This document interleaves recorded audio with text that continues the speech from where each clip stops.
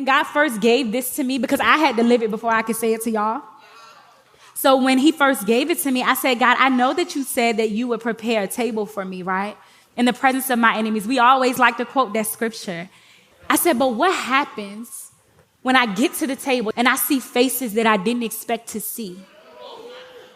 What happens when I get to the table and I see people on the other side that I thought was with me? What am I supposed to do? Do y'all know what God said? He said, you eat. He said, vengeance is mine, saith the Lord.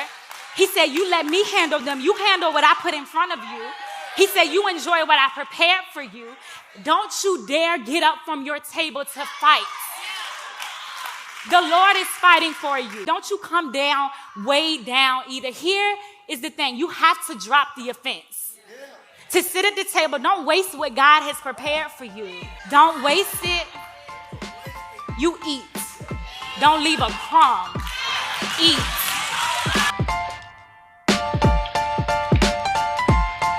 Hey girl, can I be honest with you about one of my pet peeves?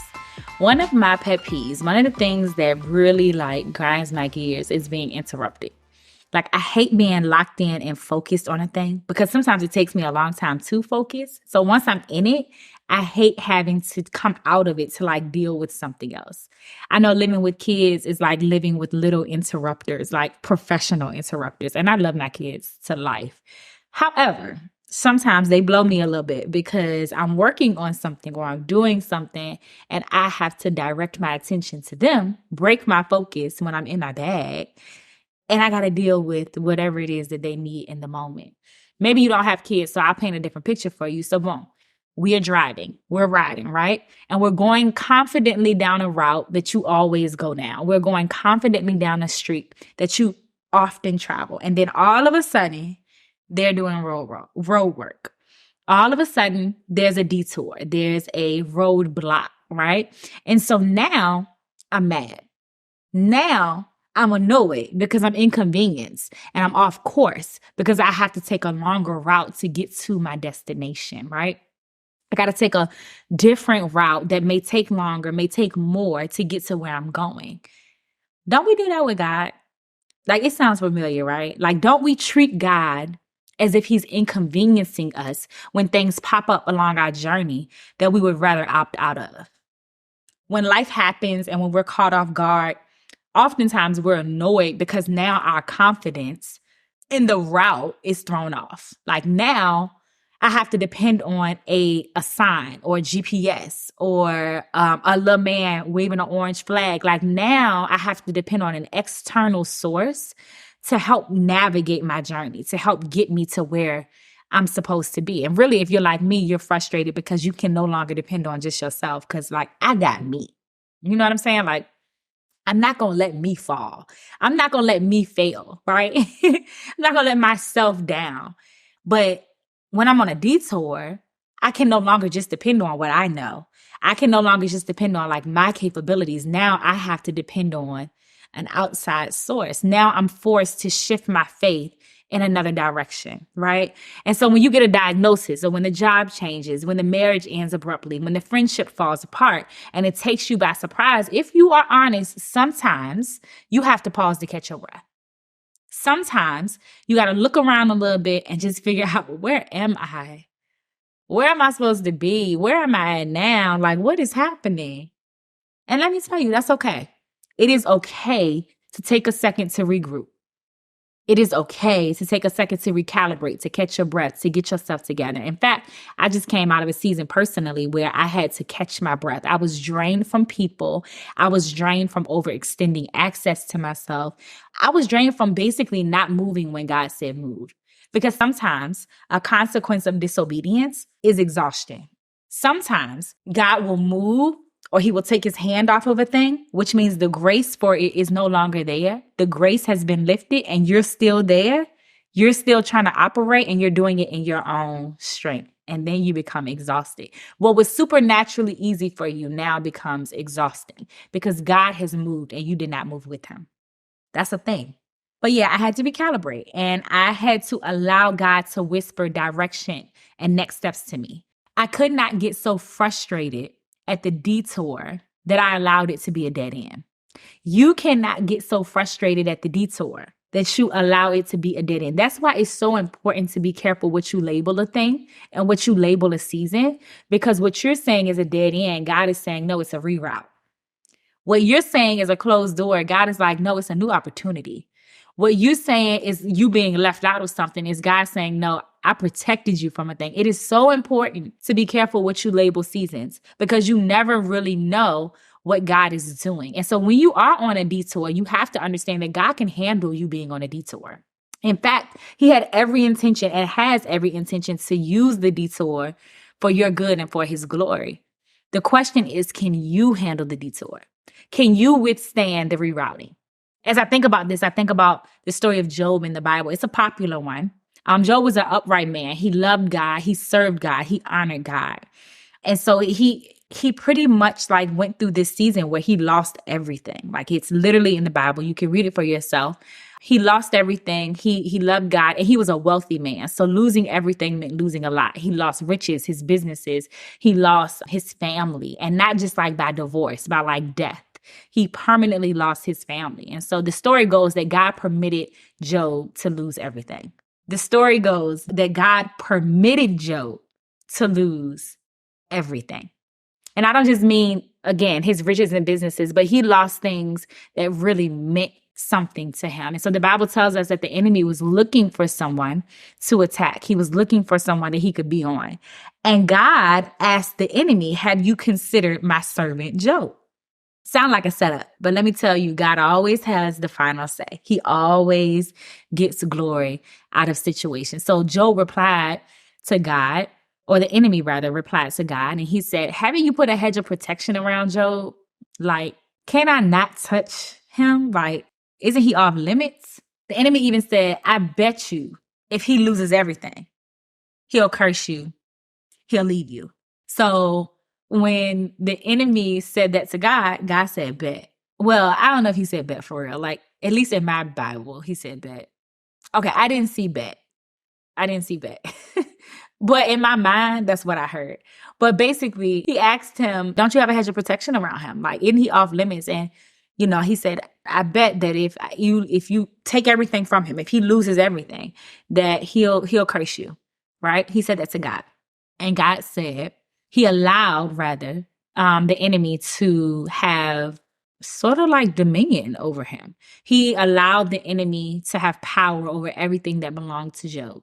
The caveat, though, was he told him, he said, you can have his stuff, but you can't have him. You can have his stuff, but you can't hurt him. That's a detour. That's a detour. Imagine being wealthy, rich, everything's good, everything's well, and then the enemy has come and he attacks everything that you have. That's literally what happened in the book of Job. How many times have you cursed where you are? How many times have you been fed up with your current situation and you felt like the enemy was like on your head? Could it be that the detour was allowed?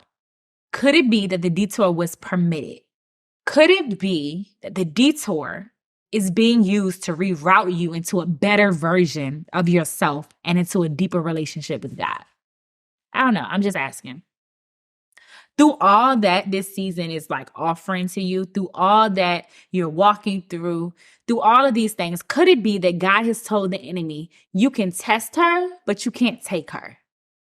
Like, you can try her, but you can't have her. You can frustrate her a little bit, but you don't have the final say over her destiny. Yeah, you can run up, but you can't kill her. The diagnosis, I'll allow it to happen, but I will not permit it to take her out. Like, you can try her, but you cannot take her. Could it be? Through the loss, through the confusion, through the anxiety that you might be feeling, what if God is not just watching the detour? What if he's watching how you handle the detour, how you navigate the detour? What if? These are just questions. Like, girl, I don't know. I'm just suggestions, right? Suggestions. Will you choose to trust him on the detour, or will you call it a dead end? What will you label this season? What will you label this season? You got to keep in mind what's happening. And I think that Job did a great job of doing that. Like, I think so often we go through seasons and we forget that a lot of times it's not just about what we're walking through. Like there's a bigger picture happening, right? But we get so paralyzed with pain, anxiety, depression, fear, right, doubt. We get so paralyzed in our feelings that we forget that there's a bigger picture that's happening. And so Job did a really good job of like navigating his humanity. So like if you go back to the book of Job, we watch him grieve. Like he grieved his family. He grieved this season that he was in. Like he literally grieved it. But then his faith was also refined, right? His relationship with God grew deeper. And you get to see that in the Bible. He's a great example of what it is to like live in this humanity, but also have this spiritual revelation of who God is, even through hard times, right? And so I think a lot of times we got to keep in mind what's happening. And I think that Job really like illustrated that well for us. Not only did he refuse to desert God, although he felt deserted. In fact, he said, though he slay me, yet will I trust him. But his faith was refined, and all that was lost eventually was restored to him like tenfold. In fact, one of my favorite scriptures that is also, it's very sobering. It's also something that Job said, and I love it because in some seasons, if I'm honest, it's actually hard to digest sometimes. But it's one of my favorite scriptures because it's an anchor for my soul. Like it anchors me, it centers me in both hard seasons and good ones. But one thing that he said, the Lord giveth and the Lord taketh away. Blessed be the name of the Lord.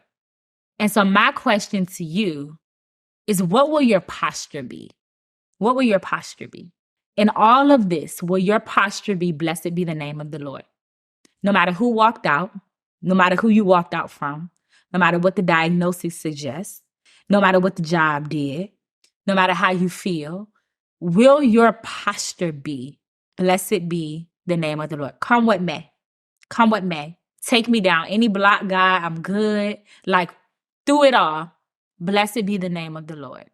I told y'all, listen, coming back to Well Talk this time, we're not doing Similac. It's steak and potatoes, y'all. Listen, because I want us to grow in our faith. Like, I want us to develop. I don't want this to be like no little knick-knack, paddywhack, rub you on the back, sis, go. No. Like, if we're going to go through trials, let's get stronger through them. If we're going to go through seasons that are tough, let's grow in God through them, right? If we are going to be successful, like, let's do it and have substance. So, like, this is the wrong podcast for, like, twinkle, twinkle, little star. We're not doing that. We're not doing that. We're doing come what may. Though he slay me, yet will I trust him. Right? Like the Lord giveth, the Lord taketh away. And I still will say, blessed be the name of the Lord. I will allow my humanity to be human. I will go through things. I will grieve through things. I will process things. And my soul will still bless him. And my spirit will still be refined. Right? Like that's the type of time we're on. And so I just wonder what your posture will be. In seasons that are not ideal, will you still side with God? Or will you allow the detour to take you out? Will you allow the interruption to interrupt everything that you know about God, right? As you answer the question, I really want to suggest these 2 reasons for detours. And I think it'll help anchor you as you translate this season for yourself. I think there are 2 reasons that detours are allowed, and maybe there are more, but I just want to hold up these 2. The first reason is because something needs to be corrected. So living in Richmond, I'll tell you, all we have is roundabouts and potholes, baby. Like that is it. Roundabouts, especially up that whole street corridor, baby. It's like a Olympic sport. Like that's all we have is potholes everywhere. They tear up your car. And so it is such a relief when the pothole that you constantly run your car across is corrected. Like, it's like, oh my gosh, like I can ride smooth now. You know what I mean? Like it's crazy. What pothole do you constantly run across in your life? Detours allow correction to take place so that you can get to your destination more efficiently and with as little damage as possible. What if this detour that you're walking through is trying to help you get to your destination with as little damage as possible? I don't know. I'm just asking questions. Like, that's it. What relationships are damaging you along your journey? What relationships are damaging you and not allowing you to efficiently get to the destination that God has always wanted you to get to? I don't know, just asking. Who do you have around you that is more of a distraction than a partner? Could an interruption cure that? Honestly, like, be honest with yourself. Like, if God allowed a detour, if God allowed an interruption, if God allowed an interruption, could that cure that? Correction can be an outcome of a detour. The second reason a detour can happen is because something is being built. I believe that this is the season that something is being built in you. I believe that this is a divine detour, that these are divine interruptions that are happening. And if you lean into it, you're going to be the prototype. I prophesy that. Like, you are the prototype. That's why you looking around and can't nobody else relate. Because it's you. It's always been you. You're the one. You going to go first. You're the prototype. You're the example. You're the standard, sis. It's you. It always been you. It will always be you. It's you. It's you. Something is being built. But if you keep delaying the detour, like, lean into the rerouting, lean into the interruption. What seems like an interruption is a divine detour. I don't know. I do know that, like, it's lonely at the top. I can personally say that. Sometimes God will take you out of situations. There are some seasons where I felt like I lost something. And God was like, no, you didn't lose it. Like, I took you out of it. And I took you out of it because you were the prototype. It was you. It's always you. I really believe, like, God puts us by ourselves, like he will isolate us before he begins to put the right people around us. Because having the right people around you in a detour, having the right people around you when something is being built in you is so important. Job had people around him when he was going through the season, when something was being built in him, and they weren't the right people. Job had people around him during this season of detour, this season of interruption, and they weren't the right people. His wife, his friends, they literally were like, curse God and die. Like, curse God and die, Job. Like, why are you still rocking with him when clearly he's not rocking with you? And Job was like, though he slay me, yet will I'm holding on. Yet will I trust him. And I just wonder who else can relate to something being built in them. That's what the detour is producing. That's what the interruption is allowing. But you gotta accept it. What you need to do is make sure that whatever the interruption introduces to you, whatever detours arise, your response is, though he slay me, yet will I trust him. That your response is, the Lord giveth, the Lord taketh away. Blessed be the name of the Lord. Your response is, I'm giving you all these responses, sis, like choose one.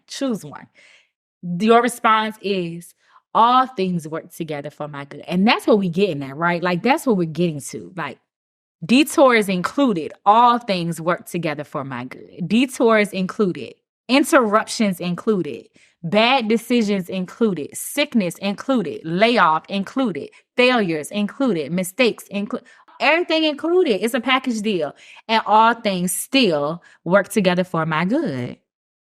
All of it. All of it. Don't let the interruption that was a detour turn into a dead end. There is more for you. There is greater for you. And you just got to partner with God through this. Don't get frustrated because of the interruption. Let God be God. Let him work all things together for your good. Let him get the glory and let it work for your good. Well, woman, thank you so much for listening. I hope that there was something that was said that blessed you, that helped you to see God better and clearer. I pray that if there was an episode or something said in this episode that you love, that you would share it with your girlfriend. If you know any woman who could benefit and be well, please make sure you share this message with her. Also, make sure that you make sure that you subscribe and turn on your notifications so that you never miss an episode drop. Lastly, look down in the show notes below and you will find all of my social media handles and platforms. Make sure that you keep up with me. I would absolutely love to keep up with you, so make sure that you follow. Until next time, be well.